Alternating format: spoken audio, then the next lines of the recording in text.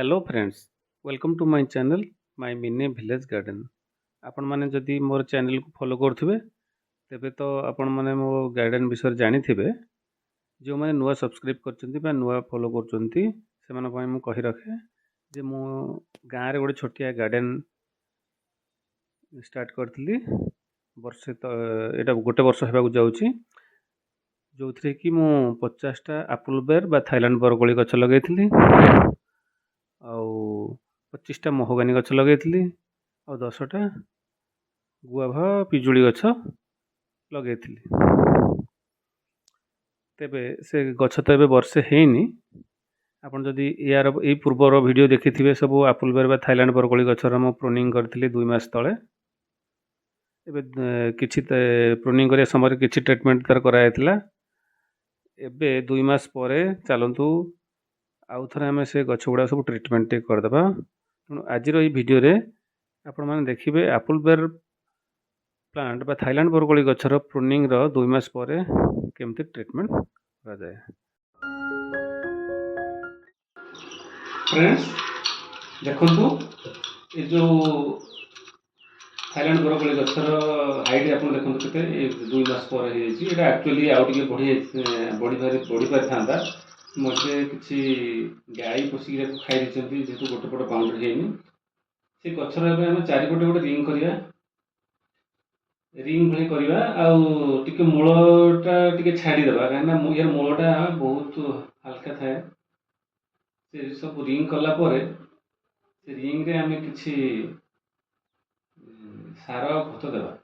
देखो ये गचर चारिपटे आप देखुए सब घास हो जाए तो से घास गुड़ा किसी बाछा पड़ो। आम 3 जन लोक लगी कहते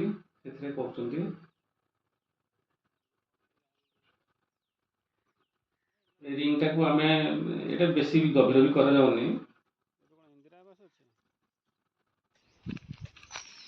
सब गछ रिंग कलापर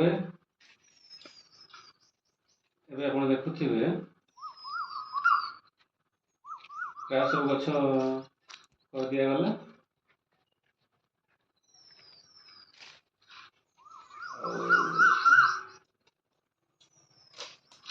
कलापर आम कि सार से प्रयोग करिया।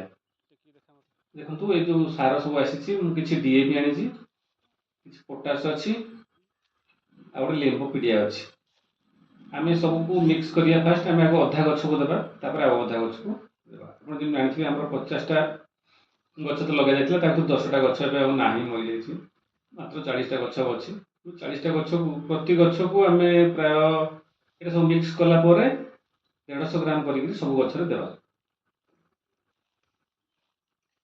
तो ये डीएपी पोटास आउ लिंबोपीडिया को फास्ट खोलिया आसतु देखिए मिक्स करिया।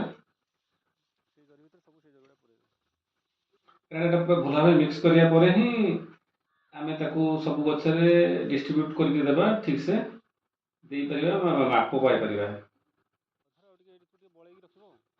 प्राय प्रति गछरे मु 150 हिसाब रे देबा ପାଇଁ प्लानिंग करिछि।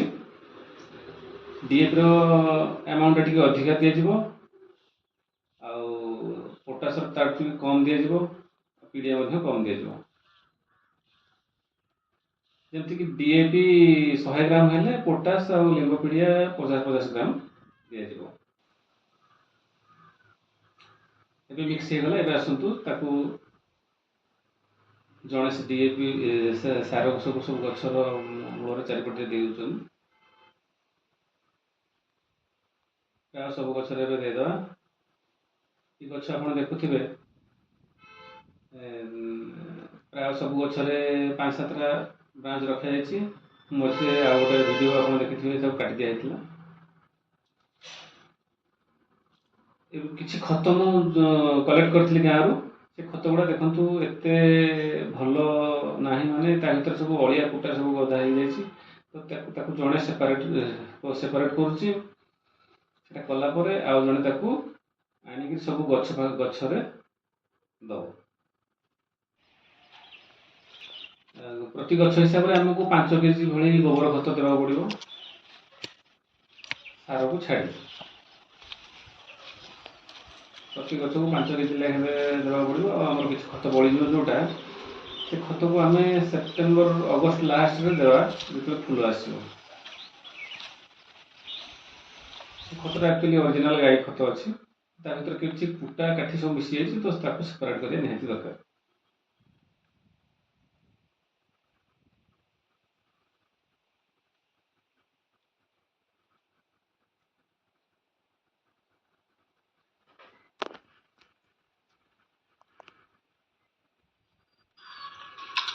ଏବେ ଦେଖନ୍ତୁ ପ୍ରାୟ ପ୍ରତି ଗଛରେ 5 କେଜି ଭଳିଆ ଦିଆଯାଉଛି।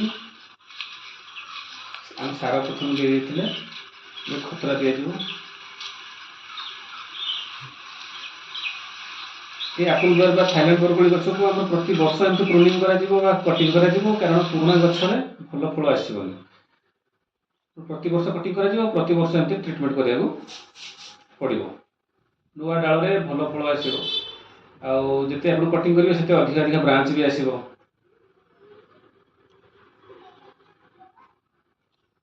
ଯଦି ଆପଣ ପ୍ରୁନିଂ କେମିତି କରାଯାଏ ବା କଟିଂ କେମିତି କରାଯାଇଥିଲା ଆପଣ ଦେଖିବାକୁ ଚାହିଁବେ ତାହେଲେ ଆମର ପୁରୁଣା ଭିଡ଼ିଓ ଅଛି, ମୁଁ ଡେସ୍କ୍ରିପ୍ସନ୍ ଲିଙ୍କ୍ ଦେଇଦେବି, ଆପଣ ସେ ଭିଡ଼ିଓ ଯାଇକି ଦେଖିପାରିବେ।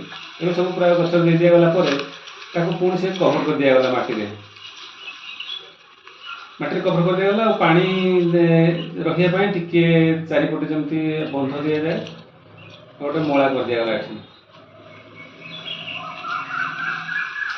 ଏବେ ଆପଣ ଦେଖୁଛନ୍ତି ଆମେ ଆଉ ମାସେ ପରେ ଆସିକି ଦେଖିବା ପୁଣି କ'ଣ ତାର ଗ୍ରୋଥ କେମିତି ହେଇଛି ମୁଁ ଆପଣଙ୍କୁ ଦେଖେଇବି।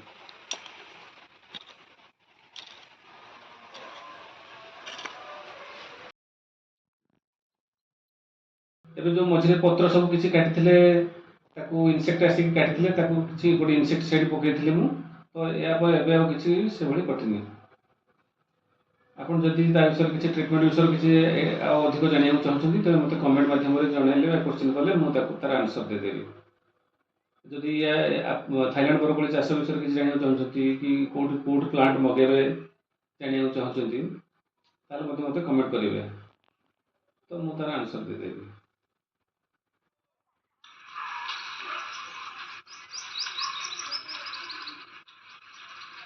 ଏ ଗଛ ସବୁ ଆପଣ ଏତିକି ଏବେ ଦେଖୁଛନ୍ତି, ଆଉ ମାସେ 2 ମାସ ବେଳକୁ ଚାରିପଟକୁ ମଝିରେ ଆଉ ରାସ୍ତା ରହିବନି, ସେ ସବୁ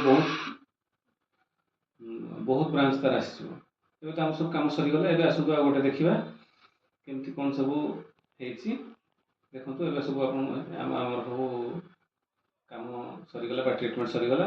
ପୁଣି ଆମେ ମାସେ ପରେ ମୁଁ ଆପଣଙ୍କୁ ଆଉ ଗୋଟେ ଭିଡ଼ିଓରେ ନେକ୍ସଟ ଏମାନଙ୍କର ଗ୍ରୋଥ କେମିତି କିଛି ଦେଖେଇବି। ଆପଣ କମେଣ୍ଟ ମାଧ୍ୟମରେ ମୋତେ କ୍ୱେଶ୍ଚିନ୍ କରିପାରିବେ।